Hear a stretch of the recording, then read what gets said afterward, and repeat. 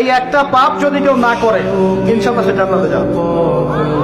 যতই পাপ করুক না কেন, জেনা করেছে, মদ খেয়েছে, মিথ্যা বলেছে, অনেক কিছু করেছে, শুধু শিরকের পাপ করে নাই, আল্লাহ তাকে মাফ করে দিবেন ইনশাআল্লাহ।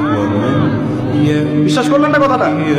নবীজি বলেছেন এই উম্মতের যে কোনো ব্যক্তি যতই পাপ করুক না কেন আল্লাহ পাক সমস্ত পাপ মাফ করতে পারেন, কিন্তু শিরকের গুনাহ আল্লাহ পাক মাফ করবেন। তওবা করে যদি মারা না যায় মাফ করবেন। একটা এক্সাম্পল দিয়ে বোঝাচ্ছি তাহলে ক্লিয়ার হয়ে যাবে।